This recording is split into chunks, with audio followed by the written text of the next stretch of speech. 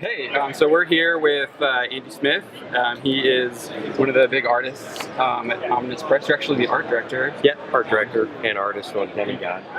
Yeah, and on Demigod. And you want to talk to us a little bit about Ominous Press and Demigod? Yeah, sure. Ominous Press is Bart Sears' creation. I like to call him our Stan Lee because honestly, all the characters, Giant Killer, Demigod, Dread Gods, he created all the characters. Ron Mars is a part of the company too. He's editor-in-chief. And basically, we've all known each other for 20 plus years, and that goes back to when Bart originally did Ominous Press in 1993, and he brought me on then as art director. And it was just one of those things. We started it right before the industry kind of collapsed, and so we got 3 issues out, and then the industry did, and that's all we did. And it was 2015 here at Baltimore. Actually, we were all here as guests, separately, sitting in separate areas and stuff. Yeah, I went to the Dynamite panel that Ron was on. Okay. And our other mutual friend, Sean Husfar, who's our publisher and business partner, he happened to just come down. He's like, hey, I'm coming down from Buffalo. I see all you guys are there. It'd be great to hang out. And we just started talking, and we basically said, why don't we do Ominous Press again?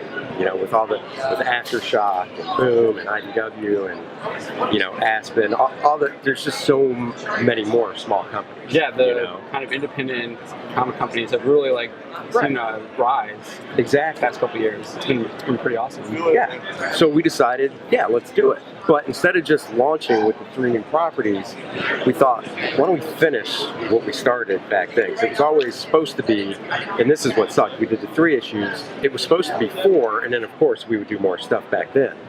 But the fact is, we didn't even finish the 4th one before everything tanked in '93.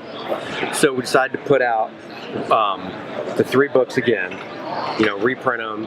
We decided to make them new for people that never saw them anyhow, just to add some more stuff, have Ron Mars and Tom Rainey do some bonus material in the books. And it was kind of a way to kind of frame the stories, to kind of bring that stuff into the new. And then it gave us a chance for the old fans that not stuck around but remembered us to go, hey, we're going to do that 4th issue and finish that first story arc, which was Death of Pharaoh. So we actually, that 4th issue is all new art. It finishes the story, kind of closes that chapter to let us go into the new stuff. And then last year, we started talking to IDW about co-publishing with them, and that worked out. And our first book is Dread Gods, which is Ron Mars and Tom Rainey. And we kind of did that intentionally because it's Bart's company, and people were like, well, why isn't Giant Killer first? And we just kind of thought, let's do something. Let's be even different there. And we decided to go with Dread Gods. And I read the first issue of Dread Gods last night, and it was really cool. It's a totally different take on what we know of the kind of Greek gods. Mm-hmm. It was really cool. Do you want to kind of explain? Well, it's the 3 books. People are like, are they all in the same universe? And it is a connected universe. We have a preview issue that has 3-page stories of each of the properties, and then it explains some about the universe as well. And it's connected, but it's not connected to the point to where, let's say, when other books come out, you just like Dread Gods. You don't have to get the other ones, to get the whole story. And Dread Gods is the one where it's out of the 3, more of the sci-fi one, just from the standpoint of, you're right, it's like a game in a way, and where you see Zeus and the other gods in their, I guess you say, beatific world with the Greek architecture, that's kind of like the game. They don't realize they're in this game world, and they're basically being controlled by this, this corporation. It's Matrix-like. Yeah, it's Matrix-like. Yeah. And one of the guys, one of the main heroes that's not in the actual Greek world but is in the real world, that's just, it's I don't know if Dune is the right analogy, it's kind of desolate, Mad Maxy type. Yeah, it's very dystopian. Yeah, dystopian, there you go, world. He is he realizes, wait a second, these guys need help, and he wants to help the gods. You know, so that's kind of where it's going. And I don't want to get into too much because obviously that would give stuff away. Oh, right. Don't want to spoil. Exactly. But issue 2 came out last week. IDW's happy with the stuff. I mean, it's our stuff, so we're running the ship, but you know, we still want them to be happy. They're happy. You know, the sales are doing good on it, so that's awesome. And the feedback's been really good too. So there is kind of like an overarching narrative within the 3 properties right now, and there's kind of there's this guy named like Omen. He's like a dark god. Yeah. He's the overall. I mean, every good story has to have a great villain, and he's the overall overarching villain. But like I said, you don't really see any real mention or anything of him, for instance, in Dread Gods. But he is the overarching blanket, I guess you could say, villain. The kind of, you know, runs everything, I guess. Just trying to become like the one true god. Yeah. Because he has a force, you know, and giant killers. He has an overarching force of demigod. Even though, for instance, demigod doesn't know, like, oh, my main foe is Omen. He doesn't know, you know. And demigod himself, the book I'm doing, he's a cross between like a Thor and Deadpool, because he's a smart ass. He's a 19-year-old that gets the power of a god, but at first he doesn't use it for good. He's just kind of self-serving. He sounds a lot like that first Fantastic Four movie where like Johnny Storm's like this arrogant, just real arrogant. Yeah, he's the best. He doesn't need, it's basically almost real world. Like, look, if a real person could actually get these powers, I don't care who you are, you're going to take advantage of it somehow. You know what I mean? Like, if we got Superman's powers, I'm not saying I would be like, I want to go rob banks. But it's still an advantage for me to go, you know what? I can go from here to California like that. And nobody else can. Right. You know what I mean?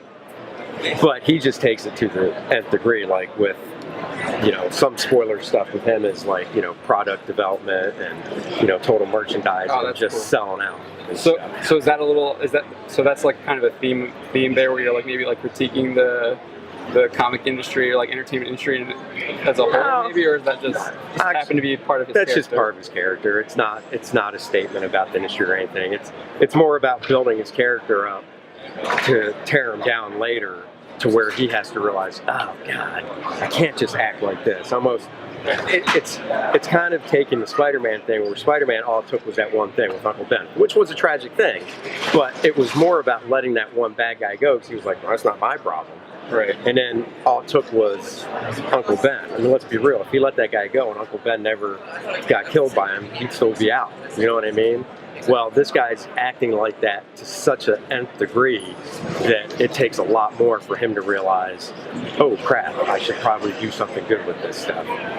So he calls himself Hercules? Yeah, Hercules. The book's demigod, but yeah, he calls himself Hercules. So are we going to see maybe kind of like Hercules' struggles that we saw in like the ancient Greek myths? I mean, there might be a play on it, but not as mirrored exactly. Okay. I mean, there is I'm so bad with these names. In the preview issue, it ends with him confronting the 3-headed dog. Okay, Cerberus. Cerberus, yeah. So it ends with that. So that'll definitely be one of the villains in the book, and so forth. And in Bart's book, Giant Killers is basically Archon. He's the giant killer. Actually, the sword is the giant killer. His name technically is just Archon. Right. And then he's basically the protector of Aurora the White, which is the little girl in the preview story who grows up to be this character right here. That's how she grows up. But when Archon's with her, she's this little girl. And the thing is, she can go between the different worlds and stuff. So just in the preview story alone, they were in Central Park, at a certain time period. Right. Okay. So that's if anything bridges the books, it's that one, because of being able to go to different places. But that's still something that won't happen till down the road. So for instance, our publisher model is going to be what we kind of call the Hellboy model, which is not an ongoing, but just like here's a limited series, and then here's volume 2, another limited series. Yeah, so it's like a TV, TV. Yeah. So after in the first 4 issues of Dread Gods, there's not going to be any hint of like Archon and Aurora like popping into that world or anything. And there's 7 worlds, right? Yeah. Okay. Yeah. And they're all kind of different. We have like obviously like the dystopian world. Yeah. In Dread Gods. Yeah. His is Demigod is the closest one to this Earth, but it's this Earth, but it's a little more high tech. Like I just finished a 12-page like preview story we're going to put out, and that the city, he's in New York, but it's a little more high tech, a little more futuristic. The cars can what am I trying to say? Can they fly? Flying cars, flying cars and stuff like that. Okay. But at the same time, there might be, just like there is now, where you see a guy tooling around in a 2017 model. You might see that person that's like, I'm still driving my 1975 Cadillac. And Hercules, original owner, he's yelling out his window like, "Get on the road! What are you doing?" Yeah. So. Exactly. So, some of the buildings in New York might look like buildings do now, and just like walking around Baltimore, you see buildings that are 100 years old. So there's still stuff like that. So it is this Earth, but no. Do you want to talk about your role as like art director and how you kind of work with all 3 of the properties right now? Sure. I mean, with it sounds more difficult than it actually is. I mean, luckily, like with Dread Gods, basically, Tom Rainey's the artist on the book. Once again, we've all known Tom for 20-some years as well, and that was one of the reasons we like Tom's work. So that was the big one, which is like, who should we get to draw Dread Gods? Because he's technically the only freelance artist drawing that we have. Okay. Since I'm art director and working on the freelance parts, obviously not. So we like Tom. So it was good that it's like, not only do we like Tom's work, but we've known him for so long as well, so that we already had that relationship. So basically, Tom will get the script from Ron, and Tom emails pages in, JPEGs to all of us. And honestly, when it comes to just looking at Tom's stuff, there's not too much to have to do. In the beginning, there was, because of like the character design and stuff like that, to make sure everything was on. Right. But some of the characters in the book too, he had to design himself. So a lot of that would just go through Bart. The more the art directing is dealing with the colorists, because our colorists are freelancers, and lettering as well and stuff. So it's more production side when the coloring comes in to look over, to make sure everything's colored right. But even still, that's kind of like, just take any book that first starts, like say Superman. There's always the growing pains to go, no, Superman's this color, these are this color and this color. And once that's established in the first, issue and stuff, after that, it's pretty much, one of the big things I look at in any comic is negative space. And it's really an anal-retentive OCD thing of mine, but if there's this little negative space that's colored wrong, that'll just drive me nuts. And I can see how it happens, because, black and white art, depending on the level of detail, things like that happen. So I'm very cautious to look at that stuff and catch things like that. And then when it goes to the production side, it's, we've got to format the pages the proper way. I mean, that's the thing. We're partnered with IDW, but when it comes to production stuff, we basically have to send them all the final files the way they would be to go to print. Okay. So that's where it comes down to formatting stuff the right way, as well as the art director. And then if we do any internal ads, we'll talk about the ads and do mock-ups back and forth of what we think looks good. So, it's definitely a lot easier than like Mark Chiarello has at DC as art director of a huge line. Right. I mean, we've got 3 books, and since none of them overlap, Dread Gods is the main one right now. There's other things being worked on in the background with Demigod and Giant Killers and stuff, but it's nothing at this point where I need to. I mean, for me, it's just getting Ron's script, drawing Demigod. For Bart, he's writing and drawing Giant Killers, so it's not until color and stuff like that where I really need to step in. Okay. So we have Giant Killers, Demigod, and Dread Gods, and you can find all of those at your local comic shop. Yeah, well, right now it's only Dread Gods. So like I said, Right. we're not overlapping anything. The one thing we didn't want to do was, as a new publisher, you don't want to go, hey, we're new. Here's 3 new books that we want you to pick up every month, because you're basically, that's a lot to ask of a consumer. You know, No. $4 a pop to go. Now we want you to spend $12. A lot of times, $12, somebody's going to have to dump something they usually buy. For just one title for $4, they might not have to dump anything. So it'll be Dread Gods, and then in 2018, Giant Killers, and then Demigod as well. Okay. And then the plan would be to roll back around to Volume 2 Dread Gods, and so on and so forth.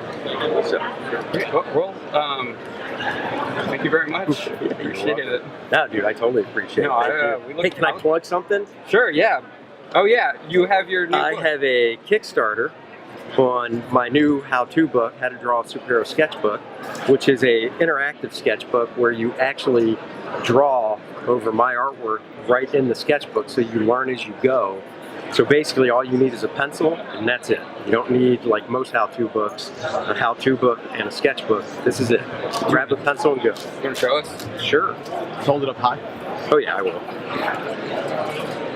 So for instance, get past my pretty mug, I do learn, tutorial stuff where I write and explain how to do stuff. And then, let me get to a good example. You'll see, for instance, this guy's a darker blue, and you're supposed to trace right over what I did, because a lot of drawing is about tracing and muscle memory until you get it down yourself. So then there's a lighter version to do, and then next to it you can practice your own. But then there's also steps to where you can literally see, just like a stick figure, where as you progress, you're supposed to be able to fill this out more all by yourself, but there's still a starting point there. So it's not just a blank sheet of paper that you start with. And it deals with men and women, male, female anatomy and such. It goes into heads and so on. And it's on Kickstarter now. It ends Thursday, so there's still time. I will be honest, it has been funded, but we're trying to unlock certain stretch goals, like people do, and we've got the first one unlocked, which is a stencil of the male to help, and then the second one, which is close to being unlocked, is the female, and then there's other stretch goals behind that. So please check it out on Kickstarter, and back. All right, thank you. Thanks, man.